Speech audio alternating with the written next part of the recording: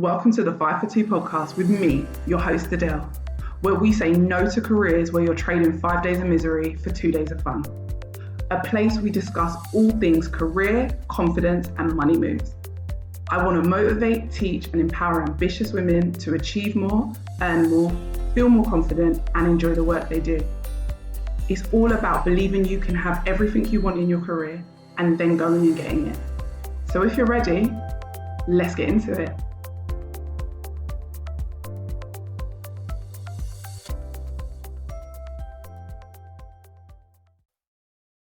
Welcome to another episode and to part 2 in the Audacity series. Today, we're talking about if you don't have the Audacity, you're losing. So if you don't have Audacity, if you don't have the cheek, you are losing. What are you losing? You're losing money. You're losing opportunities. You're losing projects. You're using titles that could help you progress in your career. I'm going to explain that in more detail shortly. You're losing freelance work. You're losing the chance to be better off this year than you were last year. You're losing out on chances to help your family, to help your kids, to help yourself, to travel more, to eat better, to invest more, to work less. You are losing out when you do not have the absolute audacity to want what you want, to ask for what you want, and to go and get what you want. Audacity is free. Have more of it. I'm going to say that until it really sinks in, until it really sticks in people's brains. I've been saying Audacity is free since I think 2023, early 2024 at the latest. And you will see posts I've written where I've said Audacity is free, have more of it. On my grid, on Instagram, on my LinkedIn. Because we don't have enough Audacity. The companies you work for have a lot of it in huge amounts. Some of the men you date have it. Vice versa for any of the men that are listening. Some of the women that you date have the audacity, the absolute audacity, the delusion. But the more audacity you have, I promise you, the more yeses you hear, the more doors that open and the more opportunities you give to yourself. I'm going to tell you why. Early on in my career, I did not have the audacity. I didn't. I just went and studied at college, got my qualifications, went to work in the childcare field. In early years, I've worked as a youth club manager, an after school club manager. I've worked in nurseries. I've worked in schools. I've worked as a nursery manager. That's what I was doing. I was enjoying it and I was loving it. And then one day I stopped loving it. And for months, even though I knew I wasn't enjoying it anymore, I had zero audacity. I didn't have the cheek to think I could go and do something else in a different industry, because it wasn't that I wasn't enjoying my company. I actually had stopped enjoying the job. I had my daughter and it just wasn't for me anymore. But I was like, oh, well, you made your bed, now you have to lie in it. And one of my favorite sayings, and if my clients listening or anyone who's listened to the podcast for a long time, one of my favorite sayings is, if you made the bed, then you can unmake it, get your ass up and go and do something else. Any bed you made, you can unmake. That saying is flawed. Like, you made the bed, now you have to lie in it. Yo, I made the bed, I can unmake it, I can remake it, I can throw the laundry on the floor, I can do whatever I want with that bed because I made it. So therefore, remake it and lay in a new, better bed. Yeah, we don't agree with the whole, oh, I made my bed, I've got to lie in it. I used to believe that. I used to live that. I stayed in a relationship way longer than I should have. Because I thought, well, you made your choices, you made your bed, you had a child with this person. You have to lay in the mess, in the filth. Listen, if you lay with pigs, you will become a pig. If you lay in filth, you will get dirty. I realized that wasn't for me, and I was going to remake my bed, which is my life, my career, everything about it, as many times as I choose to. So yes, at 16, I decided I wanted to work in early years. And at 26, I decided I didn't anymore. And it is what it is. And that was the first time I ever had real audacity. Don't get me wrong, as a kid, we pushed boundaries. As a teenager, I pushed boundaries and I had little bits, little bursts of audacity. I feel like I've always been like this, but I used to suppress it. Having Caribbean parents will do that to you. But I suppressed it. Having strict parents will do that to you. I made sure the audacity didn't show its head too much. I was definitely always been, and still am in some areas, someone who follows the rules and who complies. I've been taught to do that, so I continue to do that. I also have witnessed that people that break the rules, they win in the short term, they always lose long term. And because I've seen that in my life, I can't be bothered. Do you know what I mean? All these people that are like avoiding tax and then eventually it comes back to bite you in the butt and then you got 10 years in prison. Or all these people that like do the wrong thing and get good results at the start and then in 5 years everything's falling apart. That life isn't for me. I don't want to be looking over my shoulder. I'd rather follow the rules and get things the right way instead of get things the wrong way. But that's just me. That's the hand I've been dealt. And I have always have faith. I have faith in a much higher power than me. I have faith in God that he will always, if I'm always doing the right things, he will always bring the right things in my life and throw them in my face. So that's just me. However, the audacity was always in me. It just needed someone to light the fire. It's like dynamite. It just needed someone to spark the fire and light the end of the dynamite and it could blow up. The first time I had real audacity in my career was when I said, you know what, I'm going to change industry and I'm not going to go back and get a degree and I'm not going to go back to school to study. I'm going to figure out how I can do it with no experience and no qualification. I'm going to leave childcare and get into human resources. And the rest is history. If you've been listening to my podcast, you know the rest is history because I did it. I had the audacity and I figured out how to do it and I did it. It was sheer audacity. It was nothing else. Audacity and a bit of delusion sprinkled in there. It was audacity. I was like, nothing has to be traditional. You don't always have to follow the most traditional route. Side doors were made for a reason. Windows were made for you to jump through. If you can't go through the front, go through the back, go through the side, jump on top of the roof and go down the chimney. I don't know, but there is always a different route. We all can achieve amazing things. And two people could go for the same result, but achieve it in a different way. Like if you want to get from point A to point B and you're driving, for instance, there are about 10 different routes you could take. There are better routes, easier routes, but there are different routes and you will all still get to point B. We will all still get to the same destination, even if we take different routes. Your career is the same. Just because one person got to something one way doesn't mean you have to. I became a HR manager with no experience and no qualifications in that industry. Someone else may have gone and got their degree and did it the traditional route. Someone else might have just been born into a family and then their boss was their dad or their mum and they just got it because of nepotism. Like there are so many routes you can get to something. So just understand, just because you didn't take the route that everyone else takes doesn't mean you did something wrong. That's called having audacity. That was the first time I ever had any. If you don't want to lose out on money, you have to have the audacity. I said earlier, if you don't want to lose out on titles, I realized in my career at one point, especially when I changed industry, I realized like sometimes it's easier to get another job or a better job and more money if you have a certain job title already. Because sometimes you're already doing the job, but you don't have the job title. Let's be real. How many of you are doing your manager's job for them? How many of you have got so much responsibility, but you don't have the title of like lead or senior or supervisor or manager or even deputy assistant? Like you don't have anything. You are just your job title, but you're doing way more work than you should. I realized at one point, oh, I need a good title to move.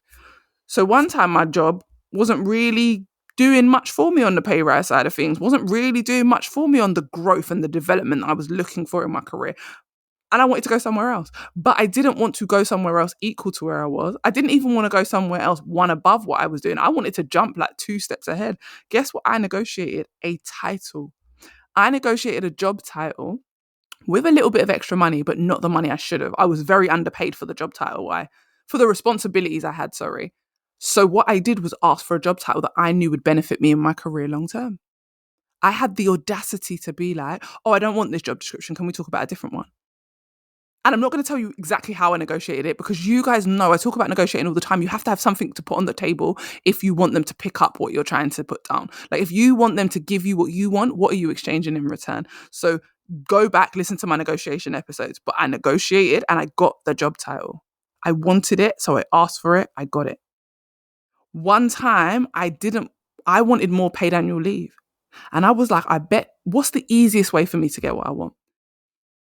And an opportunity presented itself. My boss was like, they come with the yearly, oh, we're going to give you a pay rise. What were you thinking of, Adele? Because we were thinking of this. And, you enter into the negotiations. I was like, oh, I don't want a pay rise this year. Boss's eyes light up. What do you mean, Adele? You deserve it. You've been amazing. Madame, you're trying to give me 3%. I know, I'm not stupid. That 3% is going to be eaten up by the tax man. No, no, no, no. I want more paid annual leave. How much more, Adele? Well, really, I want another 30 days, but I'll settle for 5. What do you think? And I really did say it like that. She was like, okay, let me go away. Let me think about it, blah, blah, blah. She said, what if we do 3? I was like, no, I really want 5. What if we do 3 in a pay rise? Like I said, I'm comfortable with the pay that I'm on. Obviously, I've done a lot for the company. I've done X, Y, Z. I really want more paid leave. And she was like, you know what? You can have the 5 days. It's nothing. She hadn't thought about it. So right there and then, I got 5 days paid annual leave. And I still got like a 2% pay rise or 3%. I can't remember. But with those, oh no, actually, that time I didn't get a pay rise. I then negotiated a pay rise maybe 6 months later, but I didn't get a pay rise that time. I just got the 5 days annual leave. However, them 5 days annual leave made me feel like I got a pay rise because I've got 5 more days off. I'm doing the exact same job for the exact same money, but I'm working 5 days less a year and still getting paid that money. That's an instant pay rise. I don't care how you look at it, it is because I'm doing the same job for the same money for less days. Only 5 less days, but there's still 5 less days. It's 5 less days, 5 more days that I can do whatever the hell I want and still be getting paid into my bank account. So yeah, for me, that's an instant pay rise. And then I think 6 months later or however many months later, I then negotiated a small pay rise. So yeah, then I'm getting more money to do the same job and have more days off because I negotiated 5 extra days. Those 5 extra days never became a problem till I started taking them. When I started taking my whole annual leave, my boss was like, nah, I think I got the short end of the stick. Like, I think I got a short stick. I think I pulled the short straw because see, companies are thinking, oh, if I give you money, that's like an audacity. If you ask for too much money, you're being like that. You got an audacity, you got a cheat. But if you ask for paid leave, no one really thought about it. But I had the audacity to ask for something different than what everyone else would ask for. One time, I waited 18 months to approach my boss for a pay rise because they didn't approach me after a year as normal and I didn't approach them. The reason I waited 18 months was because I had decided I wanted to work less days without losing any money on my salary. So I wanted to go to them and say, you know what? I want to work 4 days a week in the office and then I want to have a day off every week where I don't work. But I want to have the same money and the same job title. I still want to be the manager. I still want to be the lead the team, lead everything, be the operations manager. But I don't want to work 5 days a week. Because that is when I started to realize I'm not selling time. I'm selling an outcome. I'm selling value. So if I'm selling value, why would I not negotiate using that value? I can give you the same result even if I work 4 days as I could if I work 5 days. And I believe that everyone can't do that. I think some people need to work 5 full days to be able to give the company the results that the company wants. I know I could work 4 days. I know I could work 3 days. And we got there in the end. But I negotiated and got it. Why? Because I had the audacity. And the only reason I'm giving you these examples and these stories and these things that I've done is to show you that audacity is free. And all I had to do was ask and negotiate and get what I wanted. When you don't have audacity, someone else is telling you what you can and can't have. Your job, your parents, your friends. People are saying to you, oh, this is all you're capable of and this is what you can have. Everyone else is on this. I don't care if everyone else gets 28 days paid annual leave a year. I asked for 39. Oh, let's see if I get it. The most you can say to me is no. But let me see if I can get it. And that's what having audacity is. Do you have it right now? If I ask you the question, do you have audacity? Have you ever had audacity? Has someone ever looked at you during your career and been like, huh? Has anyone ever said to you, I'm shocked that you've applied for this role, but I'm intrigued to know more. Someone said that. They were like, Adele, I like the reason I'm calling you today is because I got your CV and it was so interesting and I felt like I had to speak to you because I was so intrigued. That ended up being my first job in recruitment. I got 2 people to reach out to me at that time. And I booked both interviews for recruitment. I got offered both the jobs. One was actually paying more than the one I accepted. But at the time, the opportunity with the one I accepted was better. But that's how I got the job. Oh, your CV is really interesting. I had the audacity to rewrite my CV and to apply to jobs with zero experience. Never had worked in that industry before. Had only ever worked with children. Oh, and had worked in a supermarket. Only jobs I've had. Working with kids and working with food. And goods, home goods.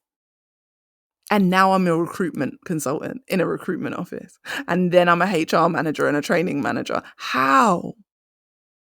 Because I had the audacity to just ask for everything that people said I couldn't ask for. Sometimes all it is asking for what you don't necessarily think is possible. Understanding not just what you could do for them, but what you can get in return. And I'm going to say that again.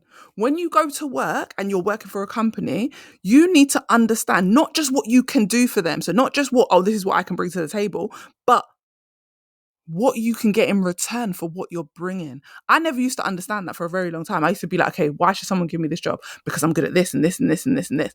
But I never thought, why should they give me more? Because I'm good at all these things. I'm great at these things. Shouldn't I get something in return?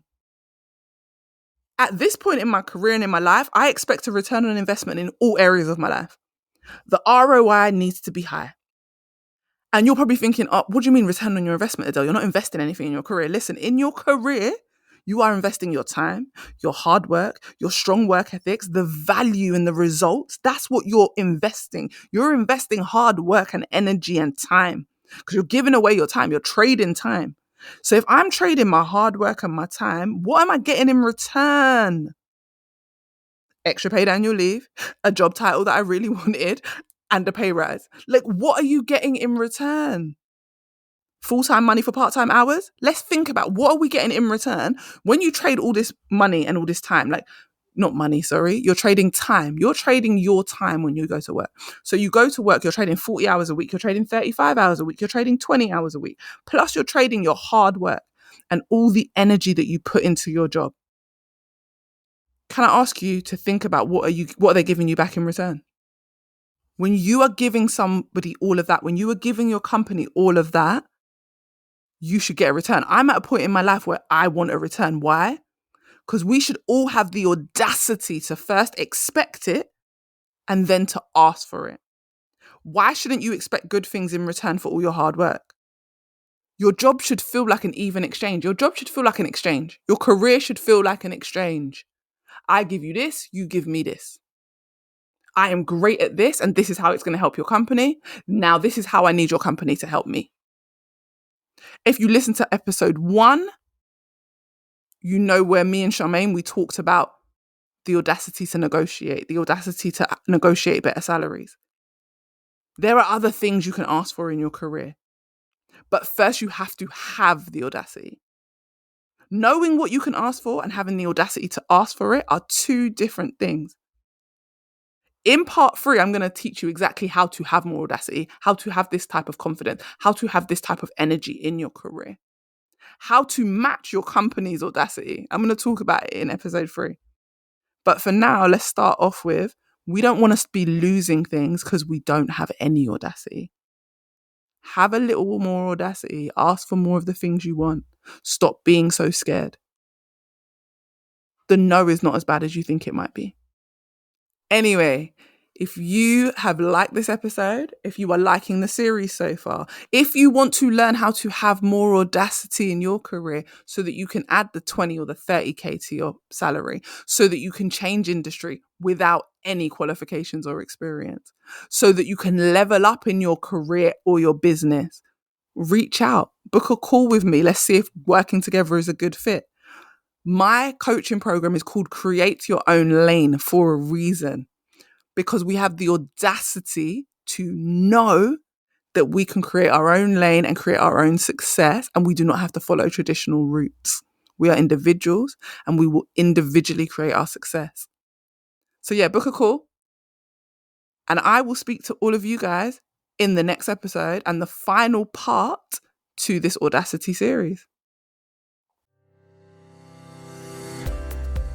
I hope this episode gave you exactly what you needed and motivated you to confidently take steps towards your next career move.